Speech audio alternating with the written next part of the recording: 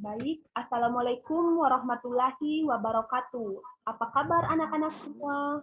Waalaikumsalam Waalaikumsalam warahmatullahi warahmatullahi wabarakatuh. wabarakatuh. Baik, Bu Baik, Guru. Bu. Oke, baik.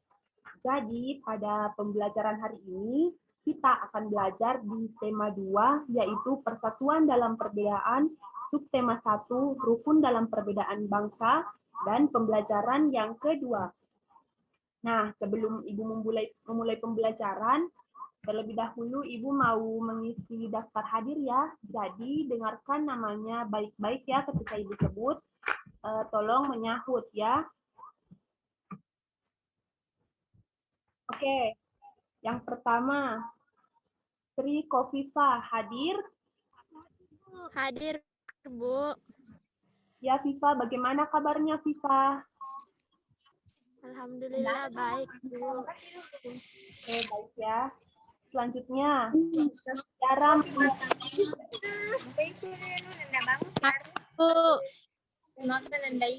Muti, bagaimana kabarnya, Muti? Hadir, baik, Bu. Oke, baik. Selanjutnya, Dea Pertiwi. Hadir, Bu. Ya, Dea hadir ya. Bagaimana kabarnya, Dea? Apakah baik-baik, sehat-sehat? Alhamdulillah baik, Bu. Ya, Alhamdulillah. Selanjutnya, Nur Aziza Ismail. Hadir, Bu. Ya, Sisa, bagaimana kabarnya, Sisa? Sehat, Bu. Oke, baik. Jadi semuanya dalam keadaan yang sehat ya, dan semua hadir lengkap pada hari ini. Oke, baik. Jadi sebelum memulai pembelajaran, Ibu harap apa yang materi Ibu sampaikan nanti, anak-anakku sekalian bisa menyimaknya dengan baik ya, agar nanti dapat diterapkan dalam kehidupan sehari-hari. Karena materi yang akan kita pelajari ini nanti sangat berhubungan dengan kehidupan sehari-hari kita. Ya, jadi harap diperhatikan materinya. Oke, sebelum Ibu membagikan materi, pada hari ini kita akan belajar dengan memecahkan dua masalah yang ada. Adapun masalah yang pertama yaitu bagaimana menyikapi perbedaan yang ada, dan yang kedua, apa manfaat hidup rukun. Ya, jadi pada pembelajaran hari ini kita akan memecahkan kedua masalah tersebut.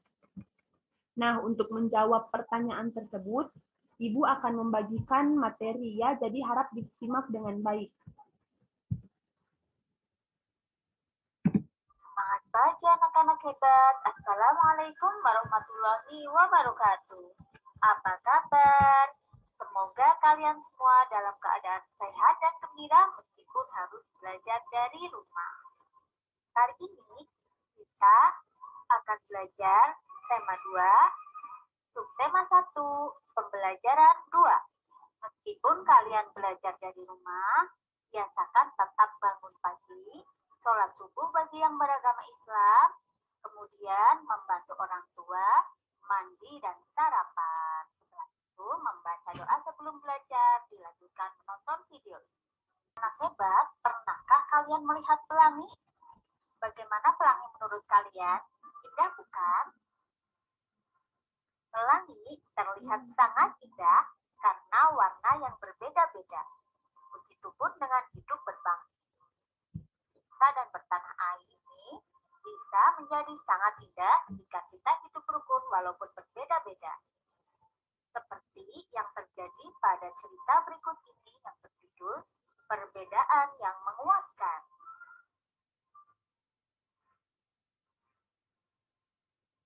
Kampung Cempaka adalah sebuah kampung transmigran. Warganya berasal dari berbagai daerah padat di Pulau Jawa. Hal itu menjadikan mereka berbeda suku maupun agama. Di kampung Cempaka hiduplah 5 orang sahabat. Ada Asnah yang berdarah Sunda, Utami dari Banyuwangi, Tony, seorang anak etnis Tionghoa yang sebelumnya tinggal di Semarang, Wande dari suku Tengger di Jawa Timur, dan Mata, anak seorang pendeta yang dahulu tinggal di Solo. Di kampung Cempaka, rumah mereka bersebelahan, dan mereka pergi ke sekolah yang sama. Itu sebabnya mereka sangat akrab. Mereka suka bermain bersama dan sering menghabiskan waktu di rumah satu sama lain. Meskipun berbeda suku, kebersamaan begitu kental terlihat dalam keseharian mereka. Bersama anak-anak lain di kampung Cempaka, mereka setiap akhir minggu berkumpul di balai utama kampung. Biasanya, selain berolahraga bersama, mereka juga kerap berkeliling ke rumah warga, membantu melakukan apa saja yang dibutuhkan warga. Kadang-kadang mereka membantu warga lanjut usia sekadar membereskan rumah atau menyiapkan makanan. Sesekali, mereka juga membantu orang tua yang sedang bekerja bakti membersihkan lingkungan. Dari Tommy, mereka belajar menari barongsai. Lalu, mereka ajarkan tarian itu kepada anak-anak sekampung. Sementara itu, setiap tiba saat panen, Wande dan keluarganya akan sibuk memimpin warga membuat tumpeng gede, yaitu nasihat dari daerah Tengger yang dibuat untuk mensyukuri berkah Tuhan dalam wujud panen raya. Sikap toleransi yang ditunjukkan kelima sahabat itu memang sekadar berupa hal kecil. Hal kecil dalam keseharian itulah yang mencerminkan kehidupan Bhinneka Tunggal Ika di kampung Cempaka yang kaya akan perbedaan. Mereka hidup damai berdampingan dan tulus saling menjaga. Perbedaan tidak menghalangi persatuan. Dengan bersatu, kita dapat melakukan banyak hal. Anak-anak hebat, ada beberapa sikap yang diperlukan untuk mencapai persatuan dan kesatuan. Itu yang pertama adalah peduli. Yang kedua, mendahulukan kepentingan bersama dibandingkan dengan kepentingan pribadi atau golongan. Kemudian yang ketiga adalah toleransi. Toleransi artinya sikap saling menghormati dan menghargai antar individu meskipun terdapat perbedaan. Anak-anak, tahukah kalian jika semangat persatuan bangsa Indonesia juga tercermin pada seni budaya lokal? Salah satunya adalah melalui tarian. Banyak tarian daerah Indonesia yang menyerukan persatuan. Salah satunya adalah tari Lego-Lego. Mari kita baca teks berikut ini yang berjudul Lego-Lego, Tari Adat Alor Bermakna Persatuan. Tarian adat adalah salah satu kekayaan budaya yang disampaikan secara turun-temurun dari nenek moyang. Tarian adat kerap memiliki pesan dan makna yang luhur. Salah satunya ada pada tari Lego-Lego dari Kabupaten Alor, Nusa Tenggara Timur. Tarian ini ditujukan untuk mengajak masyarakatnya bersatu membangun kampung dan negeri. Pada masing-masing kawasan di Kabupaten Alor, terdapat gaya tari dan nyanyian yang berbeda-beda. Namun, formasinya tetap sama, yakni lingkaran. Masing-masing nyanyian dan pantun yang diungkapkan saat menari memiliki arti serta harapan yang berbeda-beda. Beberapa literatur menyatakan bahwa tarian ini sempat menjadi tari perang. Sekarang, tarian ini lebih sering digunakan untuk menyambut tamu. Tamu disambut oleh masyarakat yang dituakan, lalu diajak menuju sebuah pohon besar yang rindang dengan beberapa warga perempuan yang berpegangan tangan mengelilingi pohon. Tamu dipersilakan untuk ikut serta dalam tarian tersebut. Dengan gerakan kaki yang diatur sedemikian rupa, penari akan bergerak mengitari pohon. Pada saat yang sama, piring pinang dan minuman kopi ditawarkan. Gerakan kaki dan nyanyian masing-masing daerah bisa saja berbeda. Namun, bentuk formasi lingkaran dan komponen tradisional lainnya tetap sama. Di dalam lingkaran, ada 3 lelaki yang memiliki tugas berbeda. Ada pemukul gong yang nadanya akan digunakan untuk menghitung langkah penari. Kemudian ada seorang lelaki yang bernyanyi sekaligus mengucapkan pantun, dan seorang lagi bertugas membagikan piring pinang serta minuman kopi. Selain menjadi identitas setiap suku, tarian ini menjadi salah satu identitas pemersatu masyarakat Alor yang punya misi agar masyarakat dan pendatang terus bersatu membangun kampung serta negeri. Kegiatan menari berkelompok dalam jumlah yang cukup besar seperti tari Lego-Lego membutuhkan kekompakan. Posisi dalam menari perlu diperhatikan oleh seorang penari. Pengaturan posisi ini disebut dengan pola lantai. Seorang penari harus memperhatikan perpindahan, pergerakan, dan pergeseran posisi saat menari. Pola lantai adalah pola denah yang harus dikuasai oleh seorang penari dan berfungsi untuk membuat posisi dalam sebuah ruang gerak. Perhatikan jenis pola lantai berikut. Yang pertama adalah pola lantai vertikal atau lurus. Nah, contoh yang menggunakan pola lantai vertikal itu tari Yospan dari Papua, tari Serinti dari Jawa Tengah, tari baris Cengkedan dari Bali. Kemudian pola lantai horizontal. Lurus juga, tapi lurus menyamping ya. Kalau vertikal tadi itu kan lurusnya ke belakang ya. Nah, kalau horizontal itu lurusnya menyamping. Contohnya tari Saman dari Aceh. Kemudian yang berikutnya adalah pola lantai diagonal. Penari berbaris membentuk garis menyudut ke kanan atau ke kiri. Contohnya adalah tari Gending Sriwijaya dari Sumatera Selatan. Pola lantai garis melengkung. Penari membentuk garis lingkaran. Tari rakyat dan tari tradisional banyak menggunakan pola ini. Pola lantai ini memberi kesan lemah dan lembut. Contohnya adalah tari Mak Badong, Toraja, Sulawesi Selatan, dan tari landai Sumatera Barat. Oke, baik anak-anak sekalian. Jadi itu tadi materi mengenai persatuan dalam perbedaan. Nah, pada materi tadi telah dijelaskan berbagai hal. Salah satunya yaitu ditampilkan teks mengenai perbedaan yang menguatkan. Jadi di dalam hidup berbangsa dan bernegara ini, kita terdiri dari beberapa suku bangsa, terdiri dari berbagai ras dan agama. Nah, dengan adanya perbedaan itu, maka itulah yang menguatkan kita. Kita tidak boleh saling membeda-bedakan. Kita harus menghargai sesama manusia ya, atau sesama teman kita. Nah, baik, karena tadi telah ditampilkan materi, maka kita akan kembali pada masalah yang akan kita pecahkan pada hari ini. Yang pertama yaitu bagaimana menyikapi perbedaan yang ada, dan yang kedua apa manfaat hidup rukun. Nah, sebelum menjawab masalah tersebut, Ibu terlebih dahulu akan membagi kelompok. Jadi Ibu akan membagi ke dalam 2 kelompok. Kelompok yang pertama yaitu Dea Pertiwi dan Mutiara Maharani. Dan kelompok yang kedua yaitu Nur Asisa Ismail dan Sri Kofifa. Baik, ini mungkin Sri Kofifa jaringannya agak terganggu ya, jadi keluar dari room Zoom kita. Oke, baik, tidak apa-apa, kita lanjut saja. Nah, jadi silahkan berdiskusi dengan kelompoknya terkait dengan permasalahan tadi ya.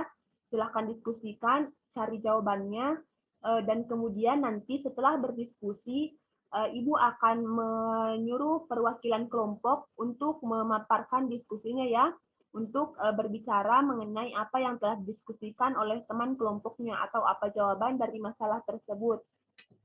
Oke, baik. Jadi Ibu beri waktu 10 menit untuk melakukan diskusi dengan teman kelompoknya ya. Oke, baik. Diskusinya bisa dimulai dari sekarang. Silahkan.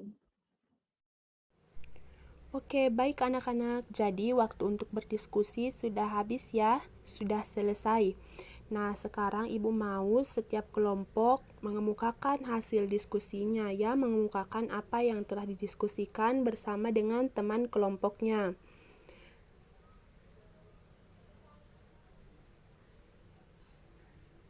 Ibu mau dengar ya, coba dimulai dari kelompok 1. Kelompoknya Dea Pertiwi dan Mutiara Maharani Amir. Coba Ibu mau dengar. Saya, Bu. Ya, coba Dea, silahkan. Jadi, Bu, cara menyikapi keberagaman adalah dengan menerapkan toleransi. Toleransi adalah cara menghargai dan menerima perbedaan atas berbagai perilaku, budaya, agama, dan ras yang ada dalam bermasyarakat, berbangsa, dan bernegara.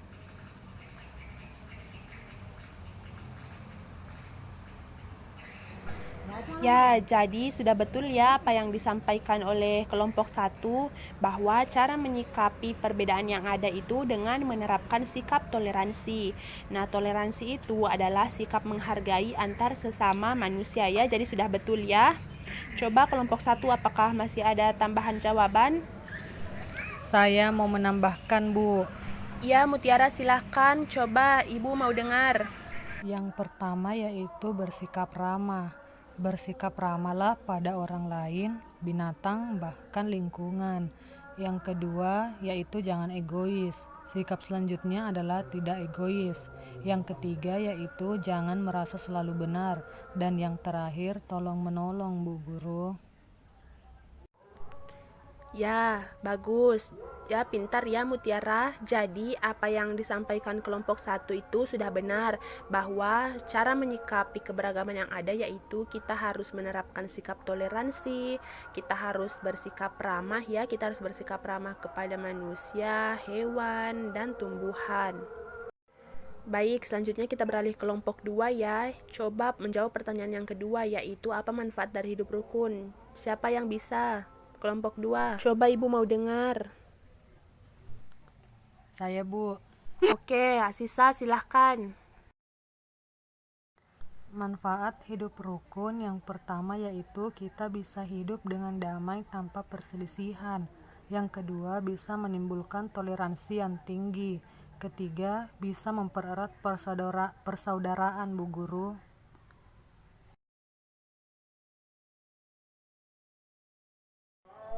Bagus, jadi apa yang dijawab oleh kelompok 2 itu sudah benar ya, bahwa manfaat dari adanya hidup rukun yang pertama yaitu kita bisa hidup dengan damai tanpa adanya perselisihan.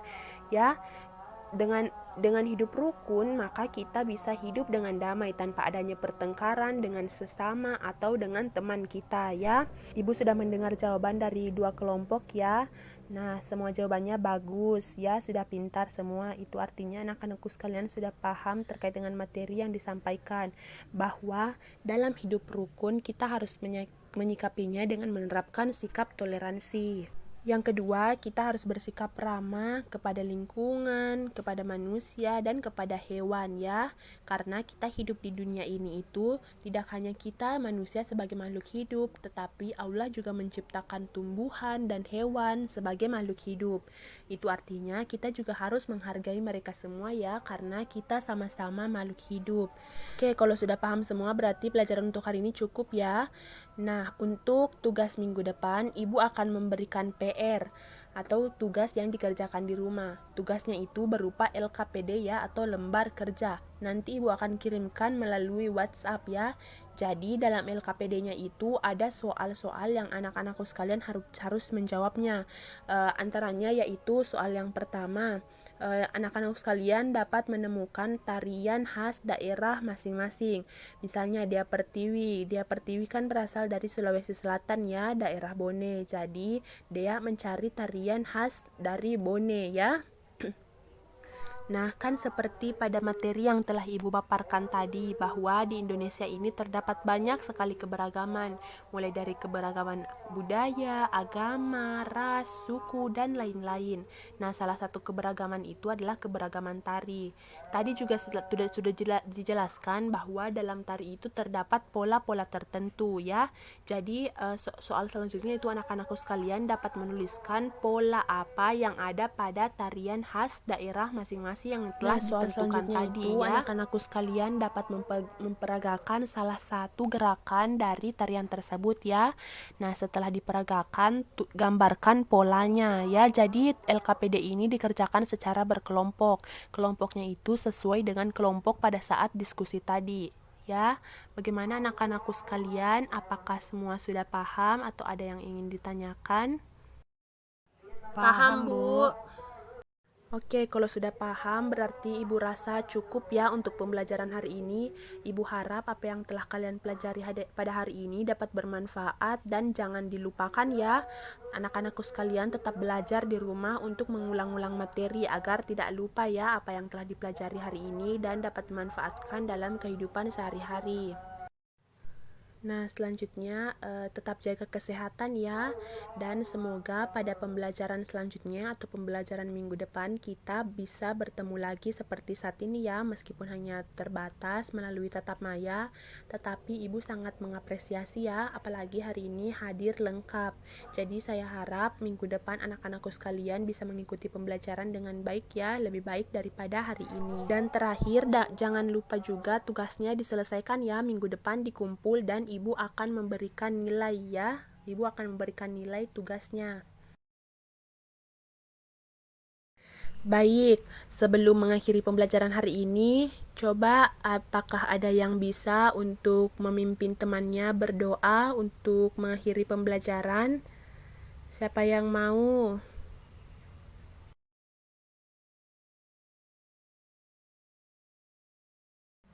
Saya, Bu. Ya, Mutiara, silahkan pimpin temannya. Bismillahirrohmanirrohim. Rabbana atina fid dunya hasanah wa fil akhirati hasanah wa qina azabannar. Amin. Baik anak-anak, sampai jumpa pada pembelajaran minggu depan ya. Ibu tutup. Wassalamualaikum warahmatullahi wabarakatuh.